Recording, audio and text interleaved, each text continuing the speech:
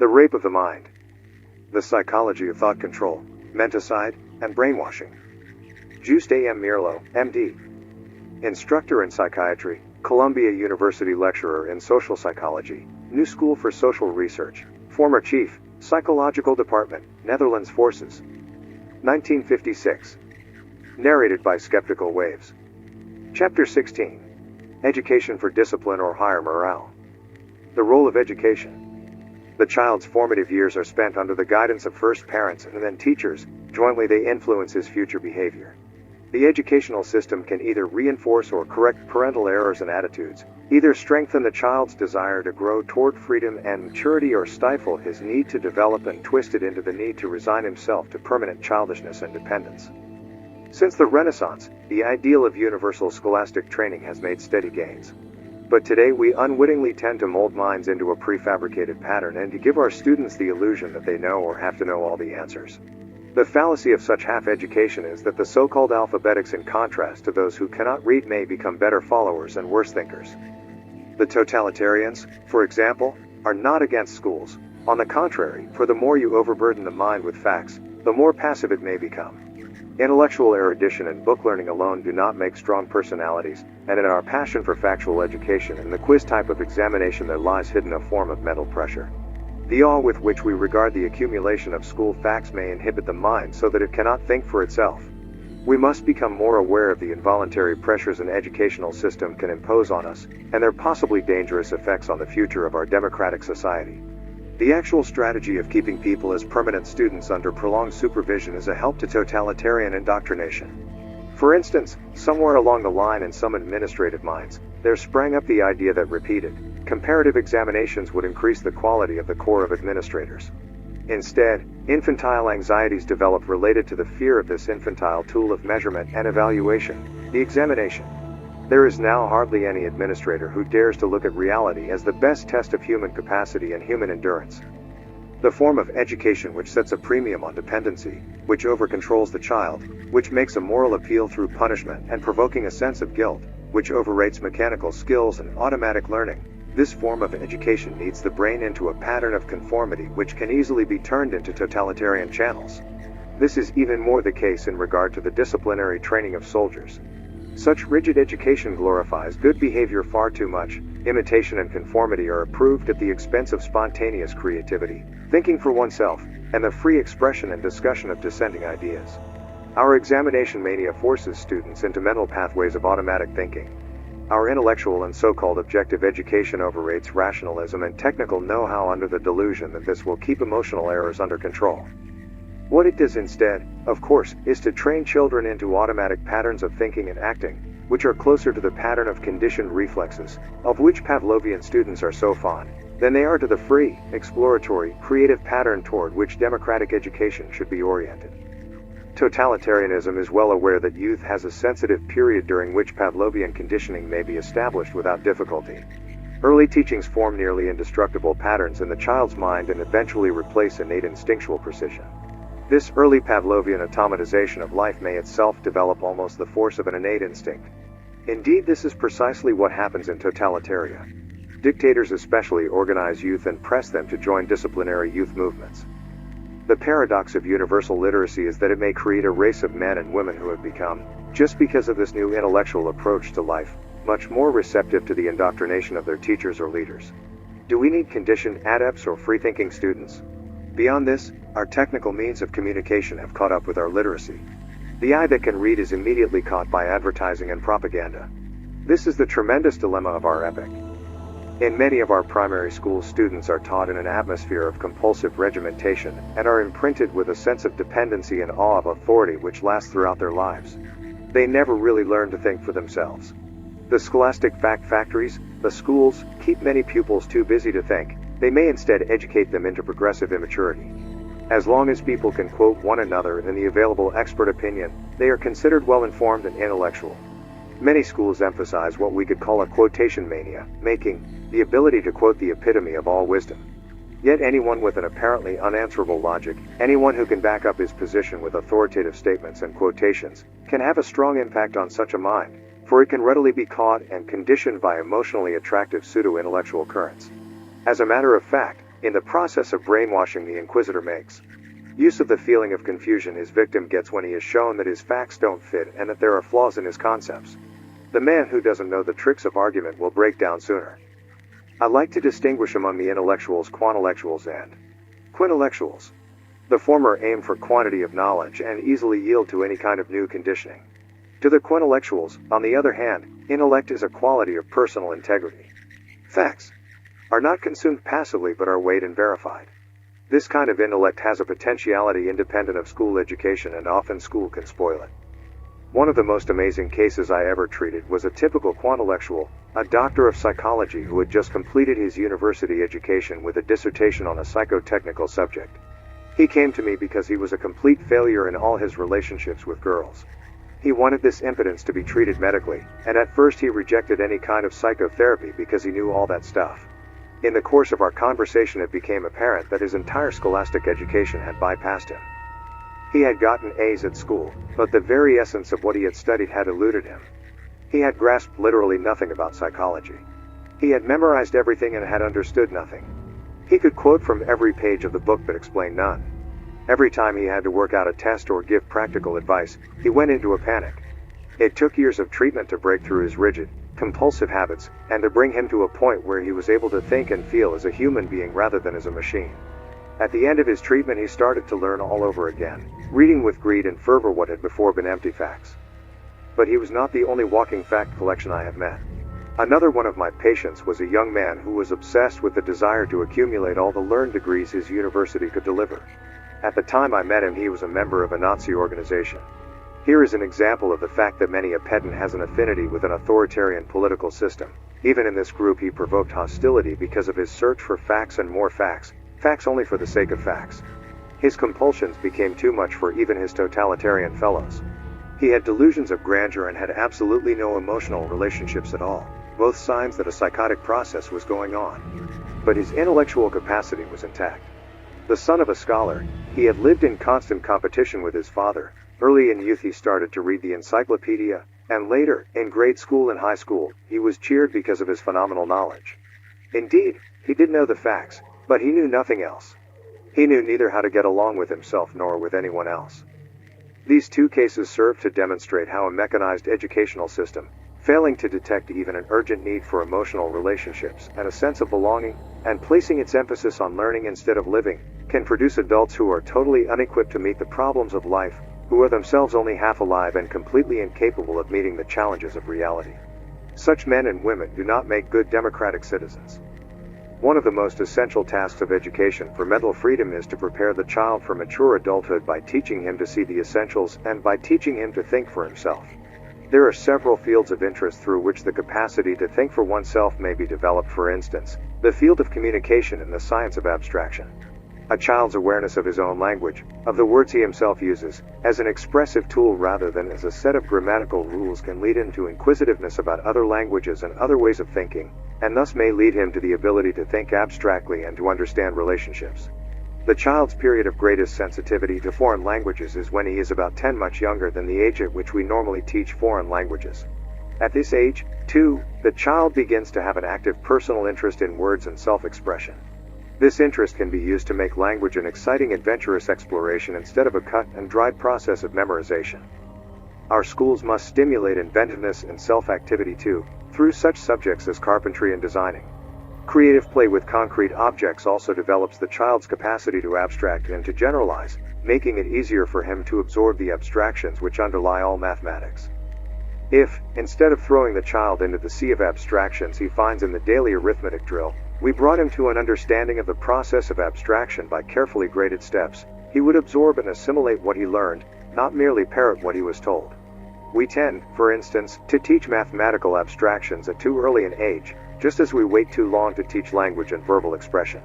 History is a subject which is not learned by memorizing facts and dates but through mutual discussion. It has to start with the concept of personal lifetimes and personal history. It is better to give a child a printed report of the history of yesterday and ask for his comments and opinions on it, or better to promote individual thought by letting him search for background information in a library or museum, than to ask him to memorize facts.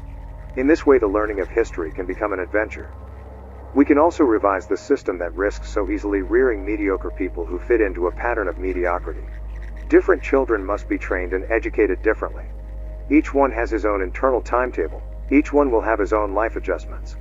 Why should we compulsively do to our children what we would never do to the flowers in our gardens?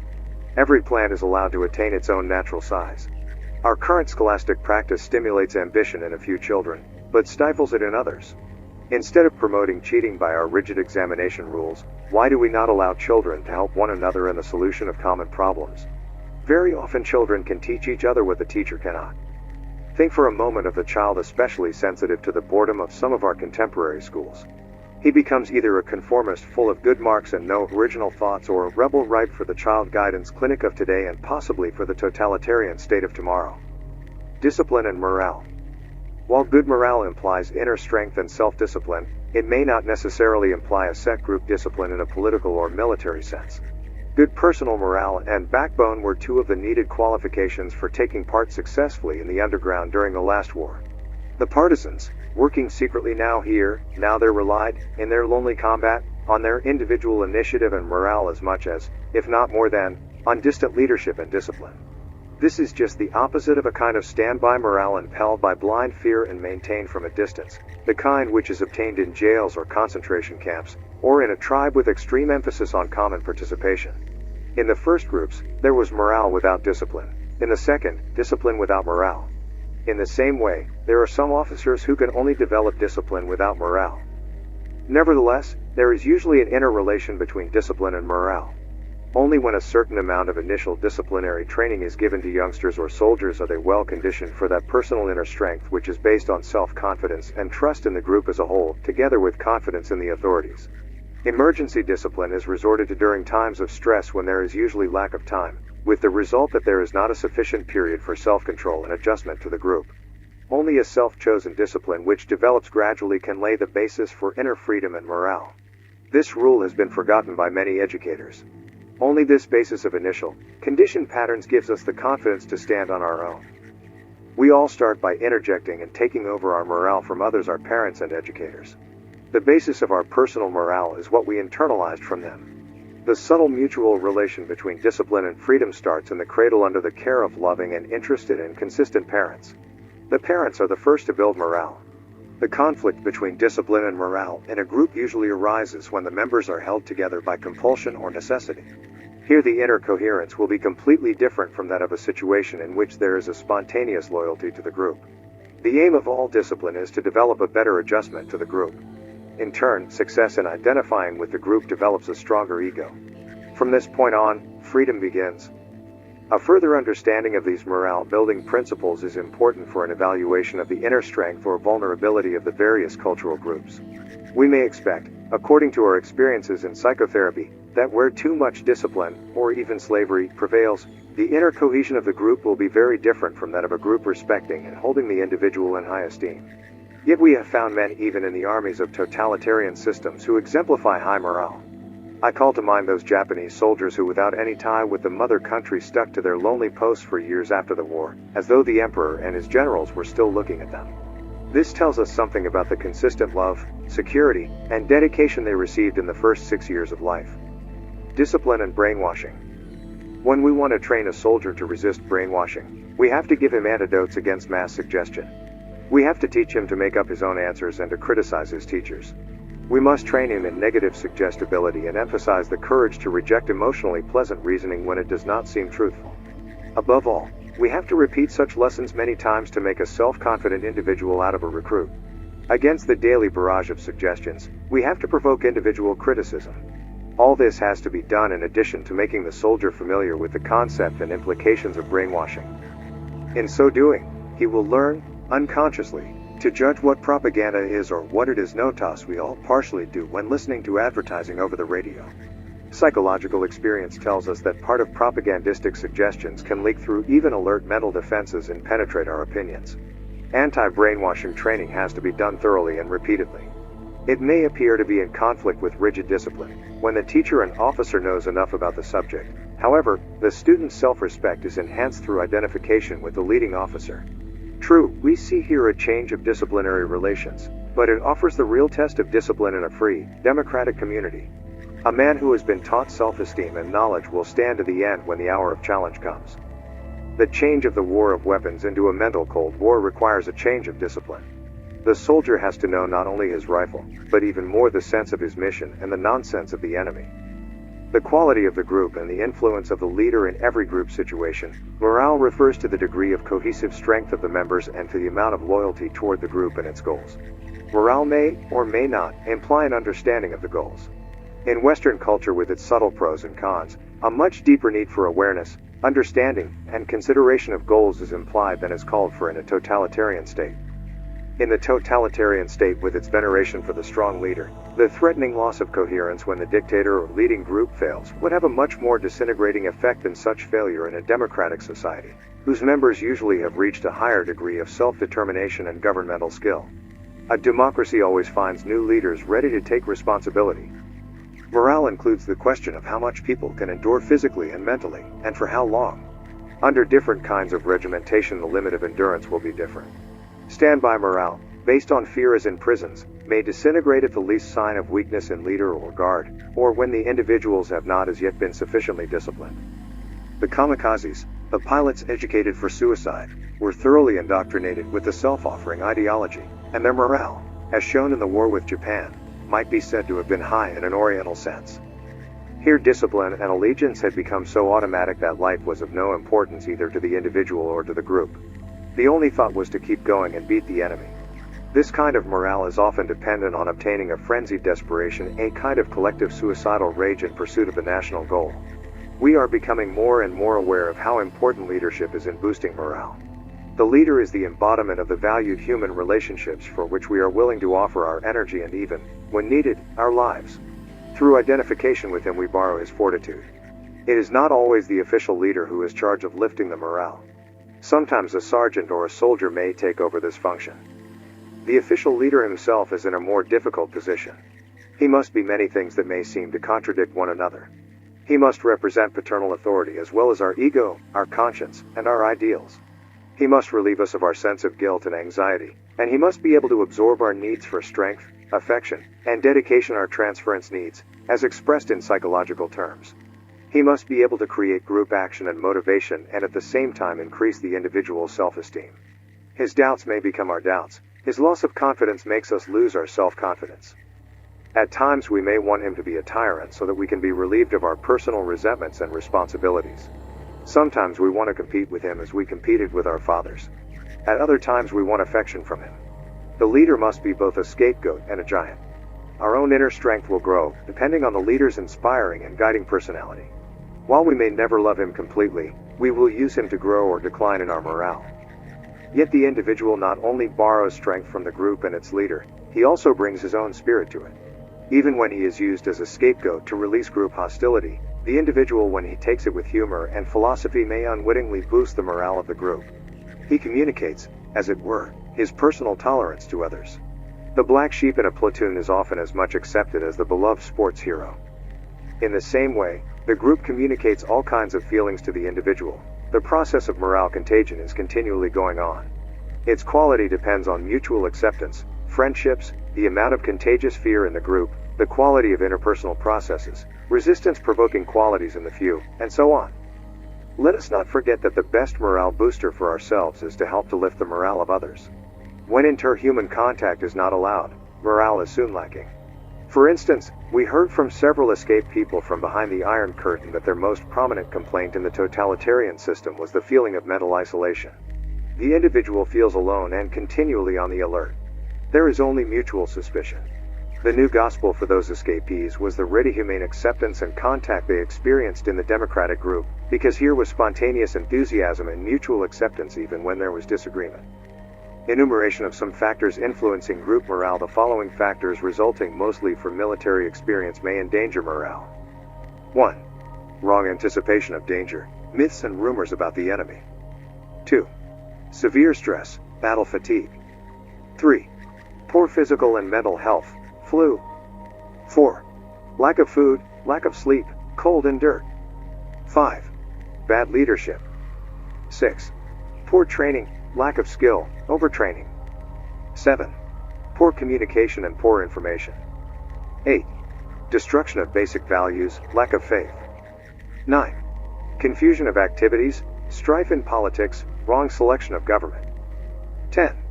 Authoritarian and undemocratic behavior, humiliation. 11. Tyranny, too rigid discipline, also lack of discipline. 12. Homesickness and feelings of estrangement. 13. Internal hostilities, prejudices, persecution of minorities. 14. Thought control and menticide, no right to be an individual, no justice, no right to appeal. 15. No function in the social setting, no duties. 16. Alcohol and sedatives. The following factors may boost morale. 1. Sound democratic leadership. 2. Well-planned organization with the freedom of improvisation, minimum of red tape. 3. Democratic self-discipline. Do we have faith in our own institutions? 4. Information and unhampered communication. 5. Freedom of religion, moral integrity. 6. Mutual loyalty and mature responsibility, team spirit. 7.